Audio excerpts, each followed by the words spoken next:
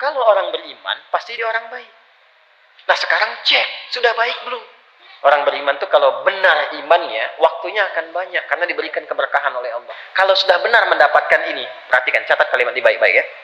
Apapun yang Anda mintakan dalam kehidupan, sepandang Anda sudah beriman benar, itu dikabulkan oleh Allah. Yang ada dalam hati itu bagaimana mengelola titipan ini supaya tidak berat ketika berpulang. Jadi kalau ingin cepat mencapai sesuatu dengan mudah, shortcutnya gampang. Orang beriman, pasti dia orang baik. Nah sekarang cek, sudah baik belum? Jangan tunjuk orang. Kalau satu menunjuk begini, 4 itu kembali ke kita. Tunjuk diri kita masing-masing dulu. Ya, kembalikan pada diri kita. Nah biasanya kalau sudah baik, nanti kebaikannya akan menular. Apalagi kebaikan di keluarga. Kalau ayah baik dapat rezeki, nanti anak dapat bagiannya. Sebaliknya anak disiapkan baik, ayah bisa dapat bagian dari rezeki anaknya. Itu ada dasarnya di Quran surah ke-17 Al-Isra. Tulis aja dulu. Ayat 31. Dan Quran surah ke-6 ayat 151. Alhamdulillah. Quran surah 17 ayat 31. Sudah? Wala taqtulu auladakum khasyata imlaq, ada?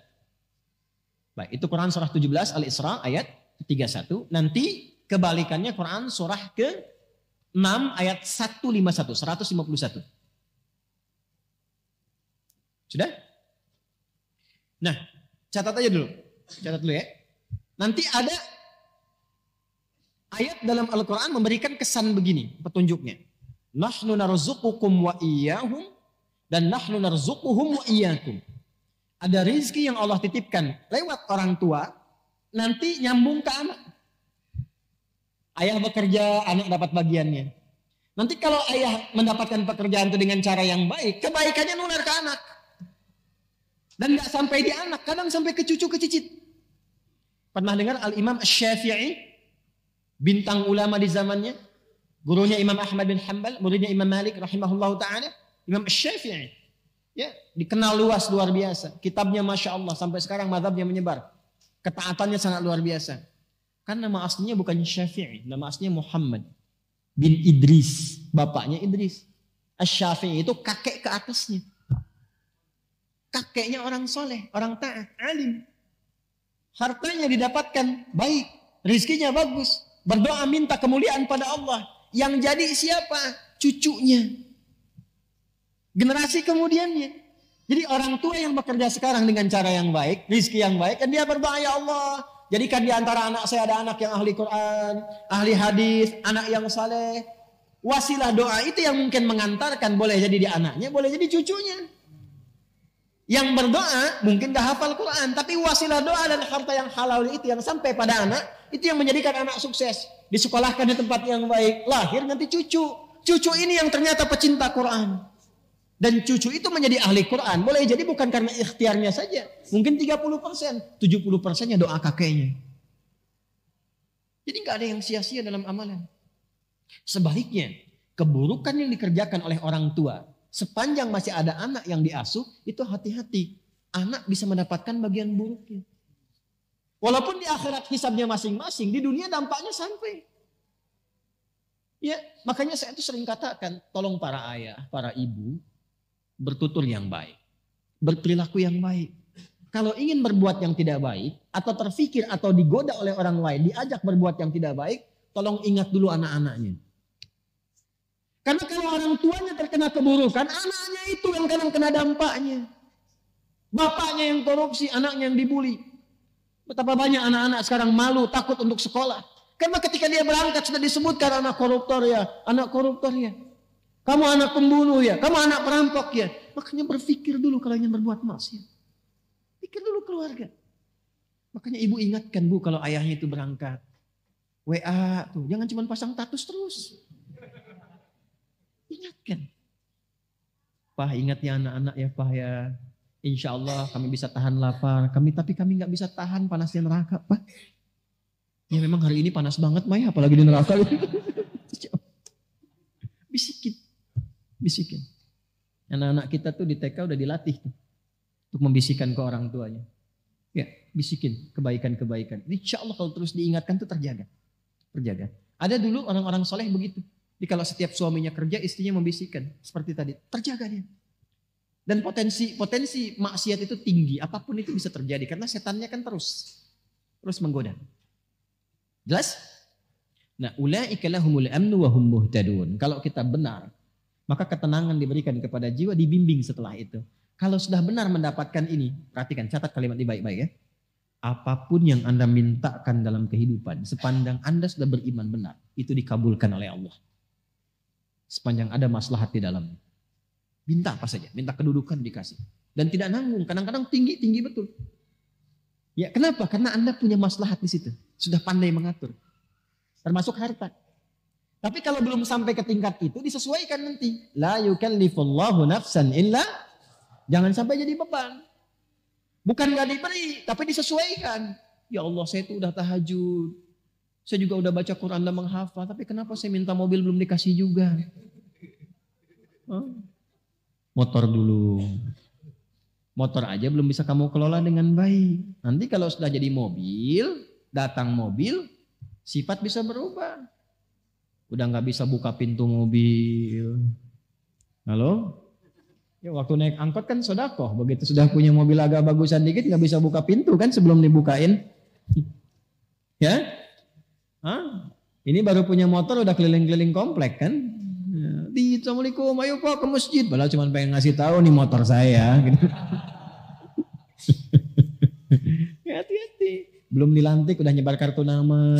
Lihat, taunya beda. Salah tulis gitu ya. Salah lantik. Ini kalau sudah ada iman tuh semua kelihatannya biasa. Harta biasa. Nggak ada bedanya. Antara terlihat banyak dengan sedikit. Nggak ada. Yang ada dalam hati itu bagaimana mengelola titipan ini supaya tidak berat ketika berpulang. Selalu begitu. Dan itu enak. Nggak ada beban pada akhirnya. Nggak ada beban demi Allah saya katakan. Nggak ada beban. Anda tuh melihat 1 juta dengan 1 miliar. Sama aja. Kertas. Sama aja kan. Antum tuh tahu. Sama aja. Nggak ada bedanya. Ya, dan pada akhirnya sudah usang juga. Jadi problemnya cuma begini, itu 1 juta dengan 1 miliar, sama-sama habis juga kan? Sama-sama hilang ya. Saya tuh kadang suka begini, saya suka heran tuh. Kadang-kadang mau senyum sendiri, takut dikira orang aneh. Tapi ini perkara emang patut disenyumin. Orang berangkat gelap, kerja, capek begini, mencari sesuatu yang mau habis. Mencari sesuatu yang habis. Ya, berangkat, bahkan kadang ada yang berkelahi, ada yang berselisih. Memperebutkan sesuatu yang hilang. Ya, yang kalau dimakan keluar jadi kotoran. Disimpan juga hilang juga. Terus hidupnya begitu aja. Berangkat gelap, pulang gelap, kerja lagi. Berangkat pagi, kerja, siang kerja, malam kerja lagi. Ya? Jadi nggak ada yang dalam hidupnya itu semua kerja bagus memang. Tapi ketika dapat sesuatu, hilang. Ya. Bahkan ada yang harta banyak tapi nggak punya waktu. Sayang. Banyak miliarder, macam-macam triliuner dan sebagainya. Hartanya banyak. Tapi kelihatan nggak punya waktu. Saya kasihan gitu ngelihatnya. Ya, hidupnya buat malam sampai tidur itu pun mimpinya tuh mimpi kerja. Ini kebijakan buat besok dulu. Kasihan. Ya. Ada orang harta banyak nggak punya waktu. Ada yang kebalik. Waktunya banyak nggak punya harta. Itu pengangguran. Ya, pengacara pengangguran banyak bicara gitu kan. Ya itu. Waktunya banyak tidak punya harta. Ya sedikit. Ada lagi yang sedikit harta sedikit waktu. Itu yang tipe-tipe pekerjaan terbatas. Yang dapat salary terbatas itu. Yang belum akhir bulan udah habis gitu. Ya berangkatnya kan gelap kan. Berangkat gelap dipaksa kerja gini belum akhir bulan habis. Nyicil lagi. Utang lagi gali lagi. Tepuk lubang lagi. Sedikit waktu, sedikit harta. Jadi dia punya sedikit untuk dirinya, tapi sedikit juga yang dia dapatkan.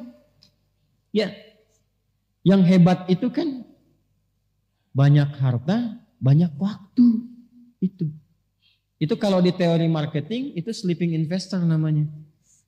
Di teori marketing dunia, dia invest, tapi dia sambil tiduran, waktunya banyak, hartanya banyak. Tapi kan cara mendapatkan harta itu kerja juga dia kan.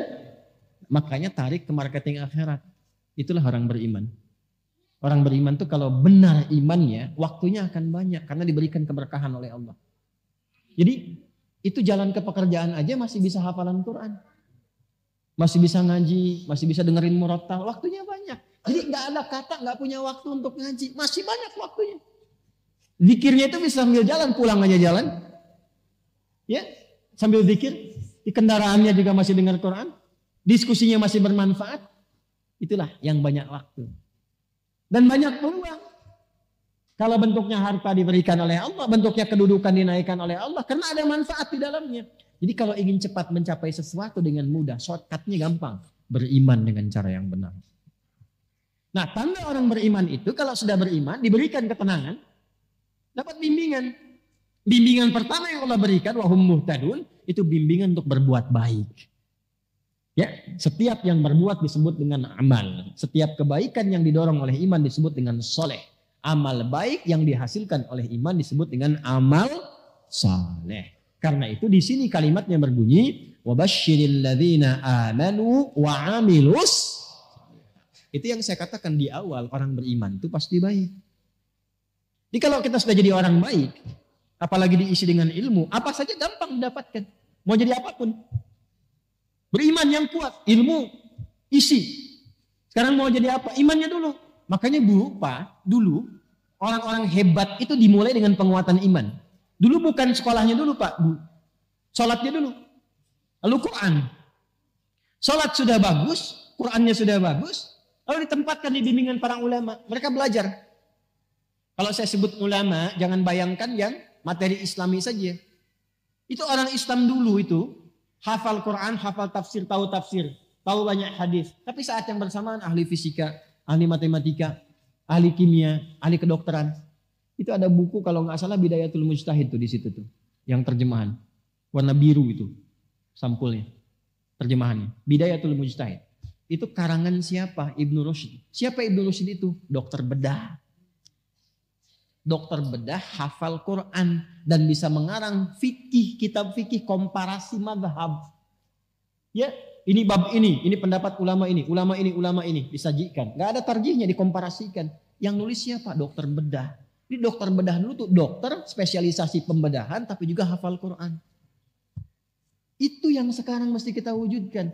Dan akhirnya apa? Muncul khazanah keilmuan, muncul peradaban. Saya mengharapkan besok ada pilot ahli Quran, arsitek hafal Quran, polisi, tentara, pejabat ahli Quran. Kalau sudah begitu pasti baik. Pasti baik. Ada yang datang ke dokter berobat. Bapak kenapa? Saya kepalanya kok kayak vertigo gitu. Yang dirasakan apa? Kayak bolak-balik, kayak gempa begini. Kapan terjadinya? Itu kalau tetangga saya tuh dia pakai mobil baru, saya vertigo. Dia pakai baju baru, saya pusing. Ya. Nah, udah, karena dokternya ahli Quran, nggak akan dikasih obat kimiawi, nggak akan dikasih obat herbal. Ini Pak resepnya, Quran surat sekian ayat sekian. Ulang. Oh, ini di mana apoteknya? Di masjid.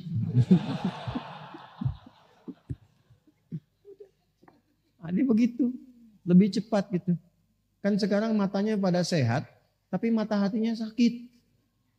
Dia bisa bedakan tuh sendal bagus, sendal jelek. Tapi pulang dia pakai sendal orang.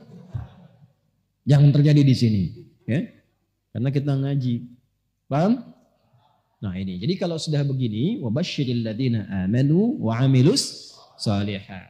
Itu yang harus kita tanamkan pada jiwa, jadi orang baik. Tapi kebaikannya diisi oleh iman. Nanti kalau sudah konsisten, Allah akan tambahkan nikmatnya. Dan gak usah repot-repot. Mau masuk ke kampus bagus, nanti Allah tunjukkan. Mau dapat jabatan promosi, gak usah pakai rumus-rumus yang maksiat. Nyogok ini, itu, macam. Nanti ditunjukkan sendiri.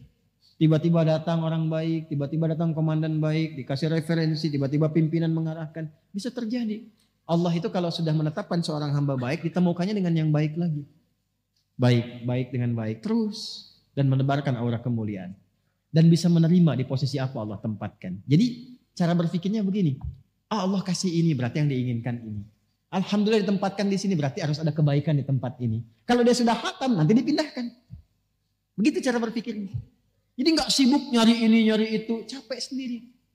Ya pulang ke rumah juga yang di rumah nggak dapat kebagian berkahnya. Ya berkah waktu, berkah kasih sayang, berkah perhatian, berkah macam-macam. Jelas? Baik.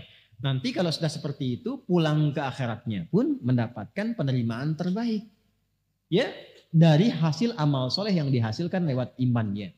Penerimaan itulah yang menghasilkan jannah. Ya, dan dia berhak mendapatkan itu. Haknya itu yang menggunakan kata anna dan lahum yang kemarin saya bahas. Wabasyiril ladzina amanu wa amilus solihati anna lahum jannatin tajri min tahtihal anhar.